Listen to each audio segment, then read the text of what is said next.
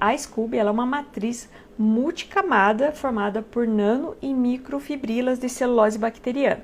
Essas nano e microfibrilas, elas acabam se unindo e formando mais um emaranhado que a gente chama aí de macrofibrilas. Essas macrofibrilas vão se somando e formando a Scooby. Então é por isso que quanto mais tempo você deixa a Scooby lá parada, ela vai engordando, né, engrossando, porque vão sendo produzidas essas nanofibrilas, microfibrilas, vão formando macrofibrilas e vão aumentando ali o volume da Scooby. E também é por esse mesmo motivo que se forma mais uma Scooby, né? Normalmente você coloca lá uma Scooby para fermentar e você percebe que cresce outra abaixo e ela já acaba colando nessa de cima às vezes. Então é justamente por causa desse processo.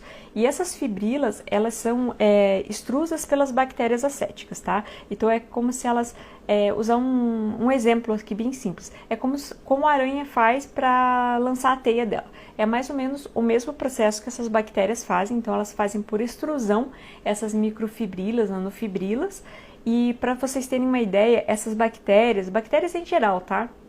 Elas têm entre 50 a 80 terminais na própria célula, né? No corpinho da bactéria, vamos falar assim. Então, ela tem de cerca de 50 a 80 furinhos pelos quais ela acaba eliminando, né, essas microfibrilas, nanofibrilas da sua célula. Então é bem interessante esse processo, né? Eu não vou entrar nele aqui, até teria que olhar um pouco mais a fundo para poder falar com propriedade para vocês, mas é basicamente o sistema como ela produz e elimina essas micro e nanofibrilas ali para o meio, que é a nossa kombucha.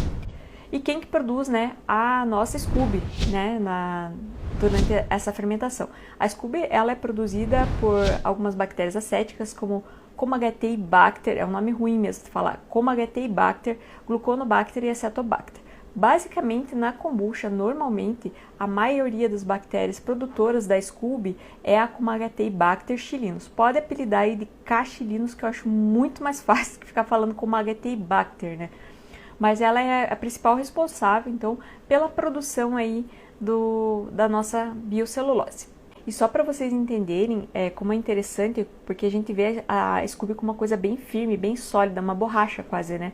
Mas na verdade não, ela é quase como se fosse uma esponja, elas são vários emaranhados, então se olhar no microscópio, né, que tem uma resolução capaz de enxergar ali, você pode ver que ela é toda, não é furadinha, mas é como se ela fosse trançada, é quase como uma esponja mesmo. Acho que é a melhor exemplo.